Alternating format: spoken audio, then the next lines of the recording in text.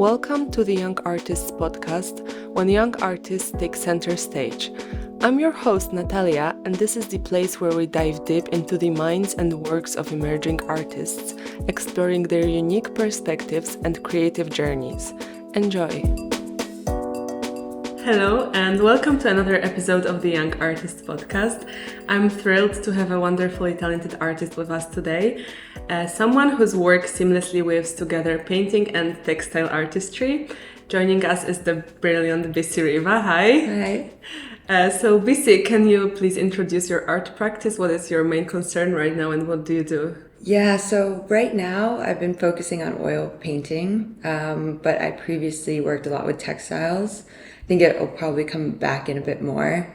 But I've been showing a lot of kind of fidgeting and habits through painting. And I work pretty abstractly. I've always liked that. So right now kind of zooming in, looking at details of the way people kind of react to emotions, stressful situations, the little things that you kind of do to, self-soothe in a way. So, yeah. How did you come about this idea? I was looking at, first of all, self-portraiture, but I was doing self-portraiture, but the portraits themselves were not necessarily meant to be of me. I think I wanted them to express an emotion. And then from that, I was looking at kind of what portraiture can be. So not necessarily just a face or a profile, but the other ways you can grasp someone's identity. So maybe a gestural thing. And that was through a Philip Guston reference. So this painting Talking, where he shows him smoking in his hand, but you can kind of see the passion of his personality come through. So that kind of led me to think about the hands, and I really enjoyed painting the hands and kind of the weird shapes and colors that come out when you kind of clench your fists or crack your knuckles. So when do you think about gestures defining a person? And in relation to your project, did you interview some people? What are their ways of dealing with anxiousness, or what do they do? What was the responses? I didn't intend to, and I don't know if I call them interviews, but I was just talking to people about what I was doing, and the more kind of conversations I had, I learned that kind of everyone has something they do, whether they really mean to or not. And then I started looking or listening to what people were saying and depicting those. So I've had kind of friends or family tell me little things they do very different from kind of my fidgeting or my habits. So I don't know, it's been a good way to kind of look outwards and make stuff more relatable. Yeah, I find it super interesting because you made me realize like how many things I do personally, like these little gestures that happen unintentionally when I'm stressed. I think it's super interesting to look at that. And why particularly oil painting in that theme? I just love oil paint. I've always loved painting, even when I was doing textiles, using paint to kind of create textiles, either designs or digitally printing them. And then as I've been kind of studying more fine art, wanting to just focus on painting, and I use oil sticks. I used them originally because I could travel with them because they're kind of a solid stick and easy to fit in a bag. But then I've just gotten so used to them. And I also find that I can work with them with my hands and have been noticing the way my hands move with the sticks as well. I don't know, something about kind of the width of them as well makes me feel more confident, I think. And yeah, it's just been something I've been loving recently. Yeah. I find oil sticks a little bit like bringing the drawing quality into painting. Definitely. What do you think about that? Definitely. I think sometimes it's hard with them to get precision. So that's why for me working abstractly, they're kind of a useful tool because I can kind of work with what happens through them. But it's, definitely drawing. Do you sharp them or? Sometimes I'll like cut off a piece and make the end a little bit sharp. But they're also great to break down with like turpentine or something and use to then paint. And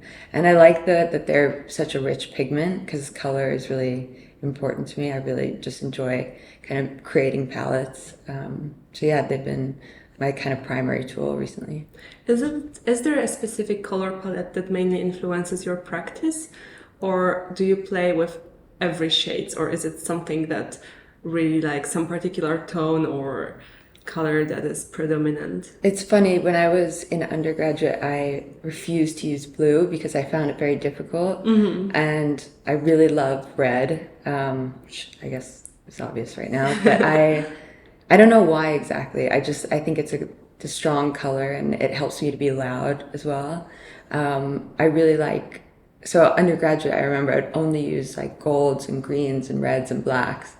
And then over time, I've started to incorporate pinks, which I was very surprised by myself. And I can see I'm slowly drifting towards adding pastels and colors rather than just jewel tones. And that's really changing. And I don't always have a distinct idea of why, but I really like red as a primary focus in my painting. That's interesting what you said, because I also really like red, and I work with political topics, and I also find it very loud. It helps to speak about the topics. Definitely. Yeah, and then in a way it highlights the issues. Yeah, and it's very rich. I think it also kind of draws your eye in for an audience member as well. So you mentioned traveling. I know you recently came back from Kenya. Can you talk about your art experience in Nairobi and how was it? What did you paint? And yeah, I definitely switched a lot from what I was painting, and I was also working in different textile jobs while I was there. I've kind of explored different things while being in Kenya. I did a residency for 6 weeks while I was there at one point at this place called Olapengi, and I think at that time kind of transitioned more towards doing very abstracted type of portraits to identify kind of, solitude. And I think that also was a result of the pandemic a bit. But I also love to paint florals, and Nairobi is so like rich in florals and botanicals, and it's so green and lovely. So I really like to paint that. But also my background in textiles, I think, plays into that. So florals are such a big part of print design. So I find florals very like cathartic way to paint sometimes. so between your works, I saw that you are like weaving together some of your works. What is like the idea behind that? And I think so I was cutting some paintings up and sewing them together.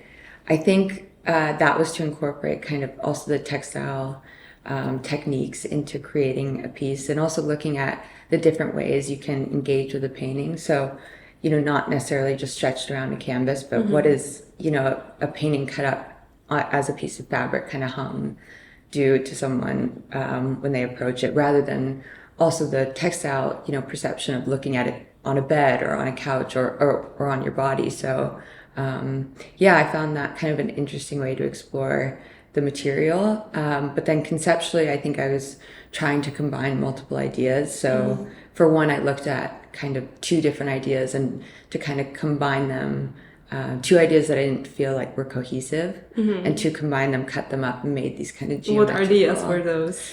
That was, I was looking at the mind and body. I think my personal relationship, I don't feel like as much cohesion sometimes. So I had a painting of the mind and a painting of the body, and then to kind of articulate that disconnect or friction, I cut them up and sewed them together, and it kind of looked like this clutter of colors, and but also using kind of quilting techniques to make them. So it was a bit geometric in the end. So there's some fluidity, but some not. So yeah. That's great. And I feel like your practice, the projects that you introduced, one about fidgeting, one about the body, it really helps you like establish a relationship with yourself. Do you feel like in this way, your art practice is a little bit like cathartic for you to like come to conclusions about yourself? Definitely. I mean, I started painting like when I was like 15 or 16, and it was a total outlet for me. And that's why I kind of stuck with it. And I actually didn't study it in undergraduate because I wanted to preserve it as kind of my outlet. And now approaching it from like a professional and student level, I feel like I've been able to keep it as an outlet while still exploring it from, a higher level of learning and creating. But it definitely helps me kind of release feelings and reflect on them. That's wonderful. And about textiles, can you talk about one of your projects that you made with textiles and like introduce the idea and Yeah, I did this one piece that was I was also cutting apart paintings, and they were all these botanical paintings and sewing them together, and I was looking at the way I could make this kind of enormous quilt that you would have to approach, and it would be kind of displayed outside. And the whole idea was that it would possibly be hidden in a forest or something, and it would attract whoever was walking by to kind of go towards that and maybe leave the environment alone a little bit and kind of stop the environmental impact in a way, almost as this kind of like, I don't know, I titled it Red Herring, as this kind of like decoy, like look over here and kind of, So you placed your textile within like natural environment. Yeah, so I made it with the intention to be displayed outside. I would like to try and put it in many different environments at some point in time and document it. Yeah, I think it would be super interesting to see also how it decays with time. Definitely. You know what I mean? And I would also I think that would be super important to the piece, and it also made me think about kind of the importance of a painting. When it's in a white gallery wall or something, you give it so much value, but why is that different if it's hung outside? And so I was thinking a lot about that, and the preservation of a painting. So having it in snow where it could be, the paint could melt or get ruined would be actually really helpful to the piece overall. Yeah, I think it would be captivating to watch. So you said that this textile, it incorporates some floral motifs. Yeah. So because this one, did you do it also in Kenya or was it tracing back to the US? This was in Kenya, and I think I was also kind of approaching it as well from an abstract lens. So they were referencing maybe the colors and a little bit of the shape of florals in Kenya, but kind of from a maybe wilder and imaginative lens. Yeah. Kind of going back into the idea of, patterns and the way, a floral is depicted on fabric isn't necessarily true to, how it actually is. So I was really keeping that aspect of textiles in mind within the painting. Okay. In what way? It's not like representative. I feel like I never thought about it. So I think they almost look kind of like alien versions of existing florals. Okay. And very kind of vibrant colors, and so not necessarily accurate. But that's why I like abstraction, because it kind of forces you to think of, other ways things could be interpreted.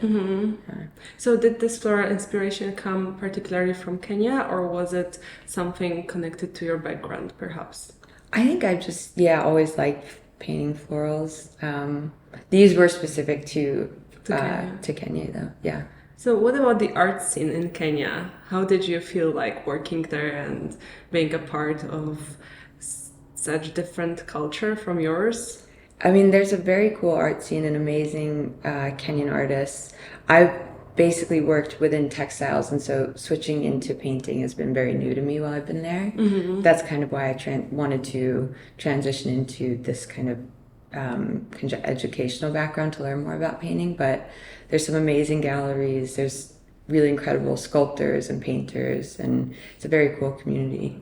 But I feel like I've been lucky to kind of see works of other artists in galleries and everything.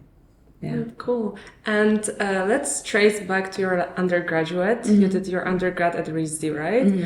How was that experience, and how do you feel it shaped you, like in terms of studying textiles and like the creative community in Rhode Island versus what you're experiencing now in London?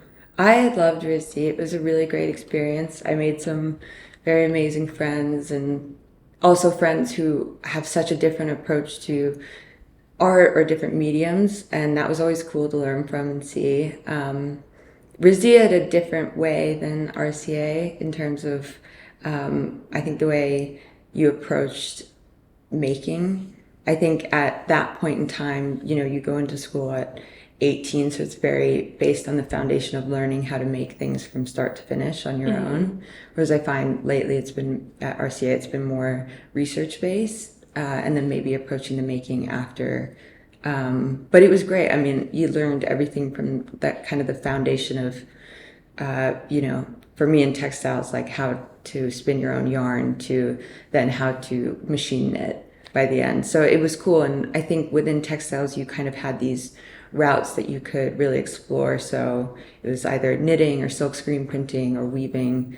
But I personally was always really interested in fine art and the idea of incorporating painting. So I kind of floated between those paths, I think, and used especially like digital embroidery and digital printing to make work. And I was making a lot more kind of sculptural textile pieces at that point, but incorporating my paintings onto fabric to kind of create these almost like wearable paintings, I guess, or a bit loud. Yeah. Can you talk about like one specific piece from back then? Yeah, so I did, I guess speaking to that was my kind of thesis work was I was thinking a lot about memories, especially the idea of how memories change over time. So I'd been doing this kind of course we had in the winter, photographing in black and white, and I wanted to paint from them, but I thought the idea of painting from a black and white photo, you're automatically abstracting one level because you have to, interpret that in color. So that was kind of the first layer of abstraction. So then, were it your photographs? Yeah. So you kind of knew like the colors that were there before, or you like managed to like forget them? And I think you kind of forgot over time. So I did them over this kind of, I think like a January term there. Wrote a little bit about them, developed them in the darkroom, and then a few weeks later would have to kind of remember what that was like. But also the text that I was writing about would kind of inform it. So maybe I would talk about, this person's red hat that walked by, and that might come into the painting. And yeah, so I was thinking about these memories kind of warping with just distance and time, and maybe the way you can like romanticize a memory or alter it. Based on events that have happened, in between. And so I started digitally printing these paintings onto fabric and then kind of using scrap material within the same color palette to basically just build these layers and layers of fabric so that and cut them up and sew them together and kind of use the sewing machine to sculpt and just do it around a body. So they were kind of these, where they in the end looked almost like these like paint themselves. I think so. So what was on the photographs that you painted?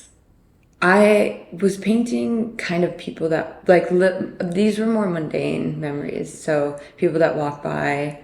I was when I did this course about darkroom photography, I was in Paris. So, it might have been a stranger on the street, or I think one photograph was like an old man walking in front of a church door, and he had this kind of very cool dark green coat, and the door was bright blue, and then I loved seeing that and trying to reimagine that later, and also use kind of oil paints or acrylics to really bring out those kind of vibrant colors.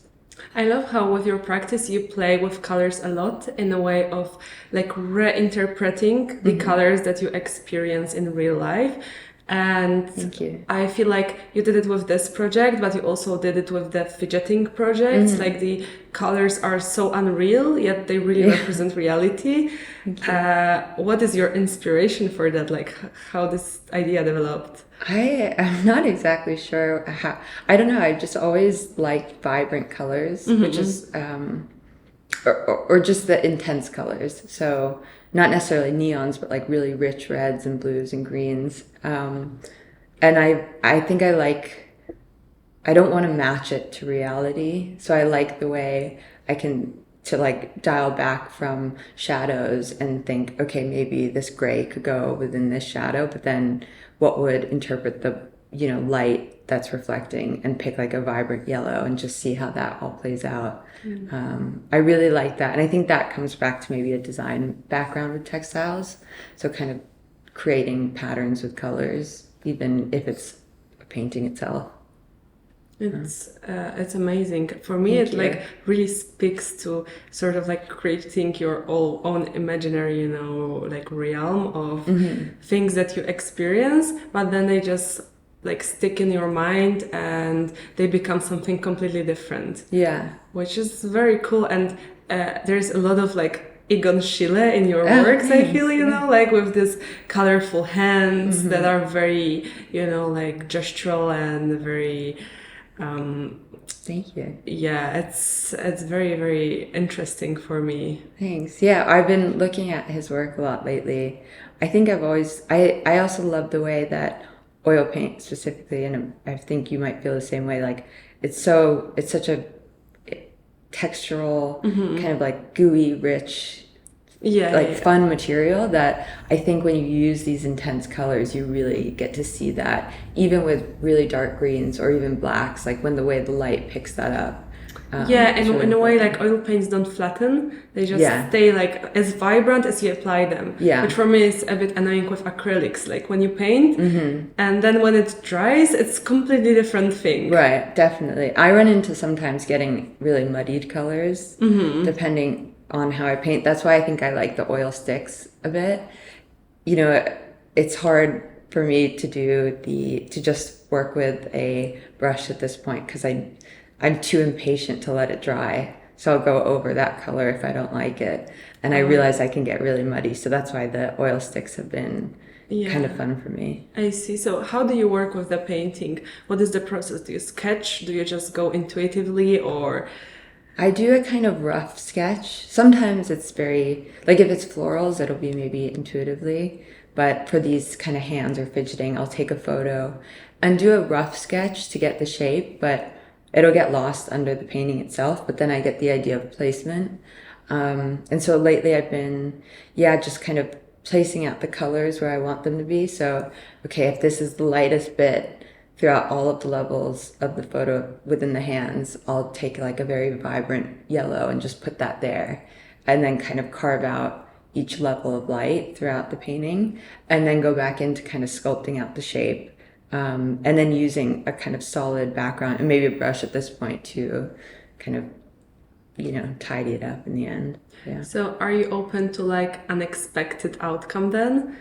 Something that we didn't really plan, but it's like happening. Definitely. I never plan the colors. That's really no. Yeah. They looked like they are perfectly planned. Oh, though. thank you. I'll sometimes like hold up a stick and be like, does this one work with what's going on or not? But no, that's always kind of, or maybe I'll think about the final color of the background, but yeah.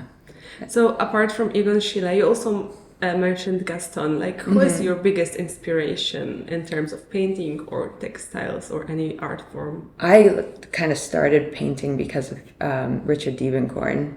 He had this New Mexico series, and I was like 15 or 16. I was given this book by my parents, and I was just like completely in love with that work. And it made me also learn more about abstraction. And I love Frank Auerbach. I think his work is incredible. What about it specifically for you? I mean, his portraits, like it's just such thick paint, and I think he also kind of gives permission and allows you to be like, oh, this is a portrait, even though it's, you don't really get any facial details, but it's such a person that he's captured. But the paint must be like inches or centimeters off the canvas, and I just always loved that, and that he did it at a time where people weren't really doing that. And I think when I first started painting when I was in high school, I really struggled with representational work, and that really got me down at that point in time. And I had this amazing teacher who basically showed me these artists and was like, well, Francisco Clemente, who's like, you don't have to do exactly representational work for it to be a powerful or portrait of someone. So that was kind of why I got inspired by those guys. I see. You mentioned the thick layer of paint. Do you also experiment with like impasto or something that would really bring the texture into the painting? I think I could more. I think I'd like to more. I think with the sticks sometimes it's a bit hard. But at points I I think, like with acrylic, I really struggle because it comes off so flat. But yeah, it would be interesting to build off more.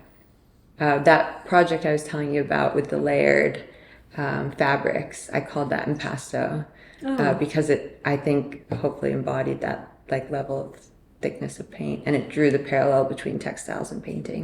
So this project, you used so much of photography. Do you consider photography to be a part of your practice as well? I think it's changed. I think it used to be a lot more. I definitely, I think now more I'll use my iPhone to capture things that I want to paint. Whereas before I was using this film camera really intentionally so that I had that space between when it was developed and when I actually made the work. But now just with the iPhone, I've been thinking especially about habits, just, you know, there's stuff I've even in this process kind of realized that I do that I don't even think, like when I hold my phone, I leave my pinky out. And I was like, I don't know why Is it that with a teacup happens. as well? Yeah, exactly. Kind of like that. And so noticing other kind of funny, strange things, and I'll just take a little photo. And About the iPhone, you did a project about selfies as well. yeah. That's also why photography is like in the back of my head all the time when thinking of you. Well, it's, yeah, so that I was looking at kind of the mirror stage theory and the way that you kind of develop, or it's, you know, theorized that as a child you may develop anxieties or neuroses by looking at yourself in a mirror. Well, you first understand that you're, you know, a human in that way, but also there's this idea within that theory called the ideal eye, and that kind of brings these anxieties on because your reflection is that ideal eye, which could be, you know, maybe your mother's gaze or a literal mirror. And it's said that you can't really measure up to that image. So I was thinking about that in a contemporary context, and that's just, you know, a theory. But from a contemporary lens, I was thinking of, you know, we always photograph ourselves or photograph ourselves in a mirror when we walk by, or I don't know, some people do. And kind of looking at, okay, now we have the ability to curate our ideal eye, you know, with Photoshop, or, you know, you're taking that photo to post on the internet, but like, what is actually going on, or how are you feeling at that time? And so I wanted to look back at my own you know, times where I maybe took a photo and I thought, oh, you know, it was a projection of myself to show to others, but really maybe it was not a great time in, you know, what was going on with me, or, you know, maybe a lot of other things were happening. So I reflected on those past images and tried to capture more of the essence of how I was feeling. And yeah, so that was also why abstraction really helped, because it made the portraits not necessarily just of me, but I think hopefully get across kind of a visual idea of an expression rather than this, you know, curated image of myself. So I think it's a very important topic nowadays, and especially with like social media. Yeah. So what's your take on social media, and especially like Instagram or I don't know, TikTok, where the visual plays the most important role? I don't know. I think I used to use Instagram a lot more than I do now. I think Instagram can be great in some ways and can be a tool. I think in other ways, I think it can cause people a lot of anxieties. I think also the algorithm and the way that it's become very much about selling products has changed quite a bit. I used to display a lot more of my artwork online and hopefully to sell pieces. And then I realized when the algorithm switched, like maybe a year ago, you know, because I wasn't posting reels, I got a lot less traction and a lot more inquiries. And then I thought I didn't really want to adapt to the algorithm, because it's also, you know, who knows if it's forever. But it's also, you know, it's a great way for people to see your work. But on the other hand, it can be frustrating to work on something, you know, you spent hours on, or is massive, and you have to then display it at a 1-inch scale, and people just see it on there, you know, as they flick by. So yeah, there's, I think, good and bad to it, but. Yeah, I think it's very frustrating what you mentioned with the algorithm, that your work doesn't even get displayed on people's feeds, you know, like you put so much work and you want it to be, you know, visible, but then like it's not chosen within this curation, you know what I mean? And then I think the way Instagram works is you have to do so much like reels and post all the time for it to get that traction. But then I've also considered like that's not what I want my work to necessarily be about. I don't want it to be, all over someone's Instagram in a way. Yeah. Especially because they are so intimate and personal. So, hopefully people see them, but I've definitely stepped back a lot more recently. Not necessarily intentionally, but I think also what I've realized is I used to, especially because I worked quite a bit alone, painting, I would post after every one I finished. And I think I haven't posted in a long time about my work. And it's kind of been helpful because I was relying on the feedback of, someone just clicking a like and that number to validate or give me, some type of response to the work. So now to actually have a moment to breathe and just make a lot and then maybe show it after the fact has been kind of helpful for me.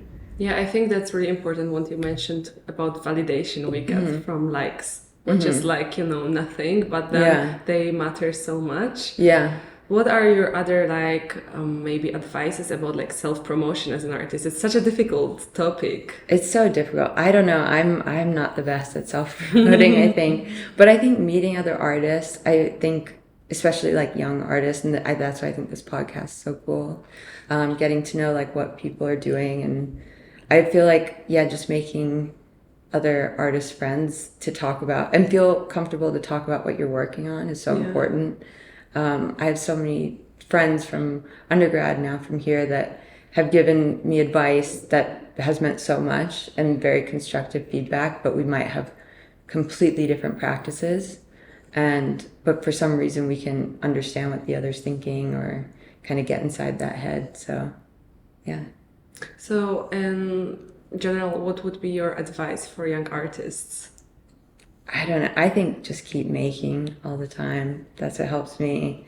I also had a teacher once say that treat every job as a kind of education, and that's really helped me. So even when I do like freelance work within textiles that I don't feel is reflective of my artwork, but treating like thinking about what someone wants and, what you can actually do with a different medium or kind of approaching different prompts. I think just to kind of learn from it, I guess. I hope that's helpful. Yeah, I think it is. And in terms of like your day and as an artist, and how do you approach like working as a painter? What would that be like? What's your process of just producing? I think it's tricky creating, sometimes. I think, I do a bit of freelance work within textiles. So that's a very different mindset, and I'll usually have those on different days. I need to do emails first thing in the morning or else I won't do them and look at my phone. And then I think for me, it's like I need to know I have like 4 to 5 hours to spend at least, And I think getting really into it, making an environment that you feel like you can just have that connection with the canvas. So like, I think I can't listen to talking and get into it as much as I could with just music or distractions or something like that.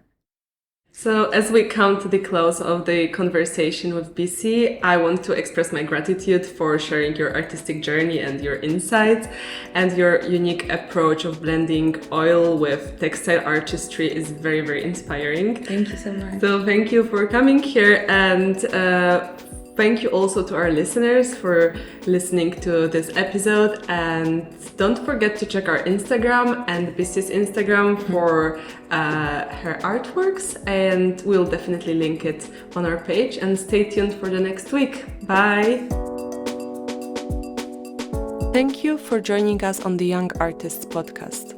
Don't forget to stay connected with us on Instagram and LinkedIn. Follow us at Young Artist Podcast for behind-the-scenes glimpses, updates, and even more artistic inspiration. Your support fuels our creativity.